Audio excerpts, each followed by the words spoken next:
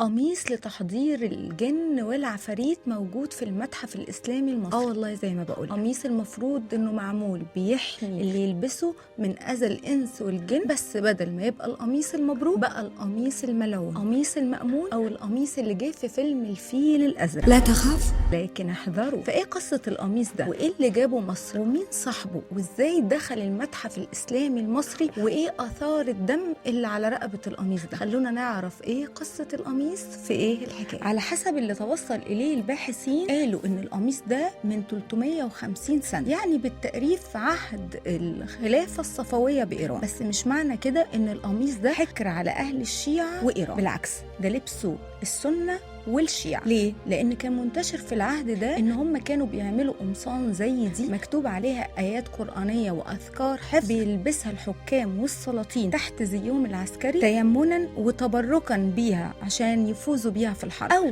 لو استشهد الملك أو السلطان ما يحتاجوش إن هم يغسلوه أو يكفنوه، يدفنوه بالقميص ده. عشان كده سليمان القانوني، الخليفة العثماني سليمان القانوني، عنده قميص من ده. فهل القميص اللي عندنا في المتحف الإسلامي هو قميص سليمان القانوني؟ الإجابة لا. ده في من القمصان دي، من القميص ده 6 حوالين العالم: مصر، إيطاليا، إيران، ألمانيا، تركيا، أمريكا، وقميص سابع ليه قصة تانية هنعرفها في آخر الحلقة. وكل قميص منهم ليه قصة وليه موضوع. فإيه قصة القميص اللي موجود عندنا في مصر؟ القميص اللي عندنا في مصر بيرجع لعهد الخلافة الصفوية الشيعية بإيران، نسبة للصوفي صفي الدين الأردبيلي. وفي العهد ده كان منتشر قوي الاعتقاد والإيمان بالسحر والشعوذة، وعشان كده كان اخترعوا فيه الطلاسم والتمائم عشان يستدعوا خدام الآيات ويحضروا الكيانات. وفي العهد ده هم عملوا الحجاب، أول من عمل الحجاب، لغاية ما جه واحد من المشعوذين قال طب وليه نعمل حجاب يكون على قطعة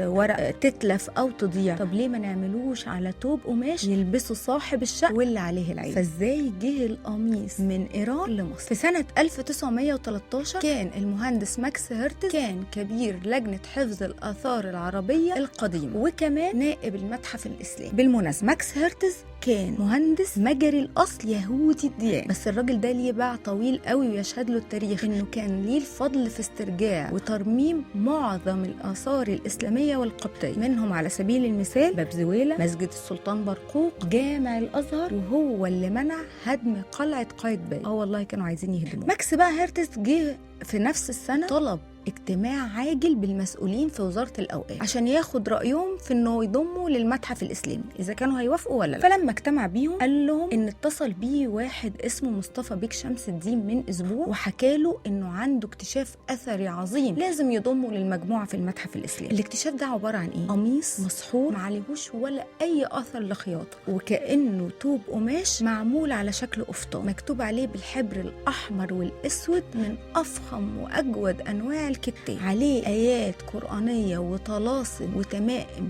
جوه نقوش هندسية مميزة، منهم مربع مميز جدا متقسم ل 42 مربع صغير مكتوب فيه حروف وأرقام بلغة الجفر. ولغة الجفر للي ما يعرفش ده كتاب معمول بيتنبأ بأحداث نهايات الدول والحكام. بتقول الشيعة إن اللي كتبه هو سيدنا علي بن أبي طالب، بس احنا ما بنصدقش الشيعة. بس الغريبة إنه عليه آثار دم من عرق. آثار الدم دي لمين؟ ده اللي هنعرفه دلوقتي. مصطفى بيك عرض القميص على ماكس هرتز انه يشتريه منه ب5 جنيه.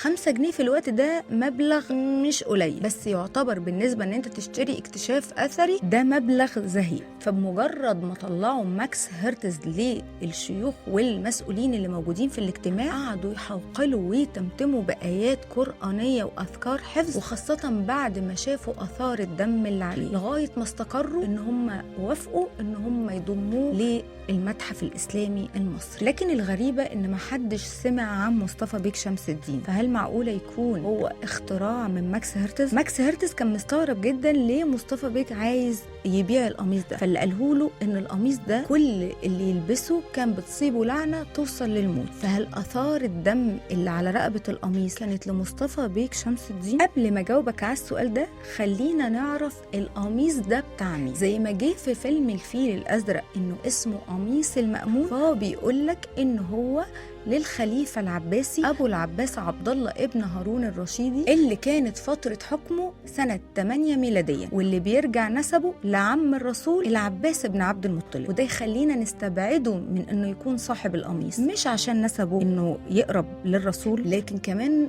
الراجل ده كان من اعظم حكام الدولة العباسية. الراجل ده كان محب للعلم وللدين وللعلماء. ده هو اللي انشأ الجامعة بالشكل المتعارف عليها دلوقتي. هو انشأ اول جامعة في العالم، جامعة بيت الحكمة، واللي بعدها اتبنت الجامعات في العالم كله على نفس وتيرة بيت الحكمة. فهل معقولة راجل بالعقلية دي يكون مؤمن بسحر وقمصان مسحورة؟ الرواية التانية بتقولك إن هو الأحد سلاطين بلاد فارس، بالأخص الشاه الصفوي صفي الثاني ابن عباس الثاني الملقب بسليمان الأول. والراجل ده كان قصة في حد ذاته، كان آية في السكر والعربدة والفجور، كان محب للنساء وكان الكاس ما بيسيبش ايديه. عشان كده نقل مجلس الوزراء عنده في القصر وعمل تقليد غريب قوي، مجلس الخصيان. أصل في الوقت ده كان معروف إن هو في تقليد إن هم بيخصوا العبيد عشان خدمة النساء وحريم القصر. هو عمم التقليد ده وخص جميع الوزراء، فبقى مقاليد البلاد في ايد مجلس الخصيان. وليك انك تتخيل مجلس سنبل اغا ده لما يحكم البلاد. فضاعت في عهده حدود الدولة الصفوية. جم الهولنديين استولوا على جزيرة قشم عند مضيق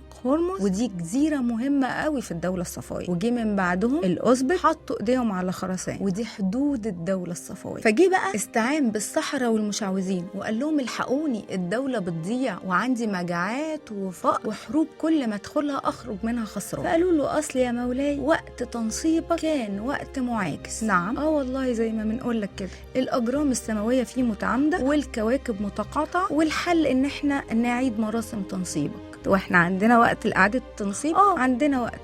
لو ما عدتش مراسم تنصيبك هتموت مقتول في ظرف اسبوع. وبالفعل عاد مراسم تنصيبه في الوقت اللي هم قالوا له عليه، عشان يجي له واحد من المشعوذين والسحر اللي موجودين في الجلسه دي ويقول له يا مولاي انا عندي ليك هديه، حاجه هتطول في عمرك وتمد في عهد دولتك. ايه هي؟ طلب منه مبلغ كبير من الذهب. انت مش قلت لي هديه؟ ما دي هديه، بس دي طلبات الاسياد، الذهب طلبات الاسياد. المهم في ظرف اسبوع جاب له الساحر ده قميص عليه طلاسم وتمائم بلغات مختلفة ومكتوب فيها أرقام وحروف بأسرار معينة، بيقال إنها زي اللي موجودة في كتاب شمس المعارف الكبرى. كتاب شمس المعارف الكبرى للشيخ أحمد بن علي البوني، أقوى كتب السحر في العالم. جوجل سرش انت. المهم خد القميص وبالفعل دامت خلافته ودولته لأكتر من حاجة و40 سنة. فهل يا ترى أثار الدم اللي على رقبة القميص بتاعة صفية التاني؟ الحقيقة أن صفية التاني ما ماتش،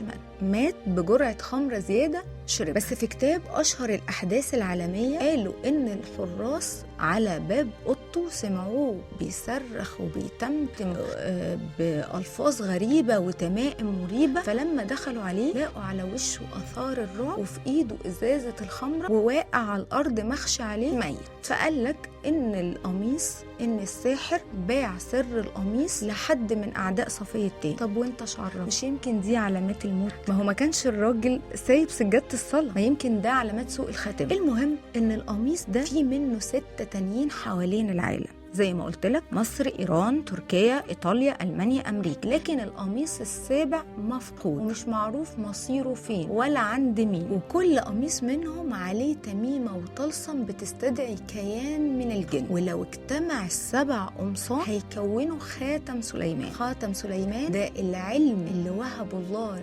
لسيدنا سليمان، اللي نقدر بيه نسخر الجن ونكلم الدواب والطير. ودلوقتي بعد ما عرفت ان كل اللي لبس القميص ده صابته لعنة، فلو في امكانية عندك ان انت تلبس القميص ده، يا ترى هيكون رأيك ايه؟ استنوني في حكاية جديدة في ايه الحكاية مع ريهام على راديو مصر على الهوا، صوت شباب مصر.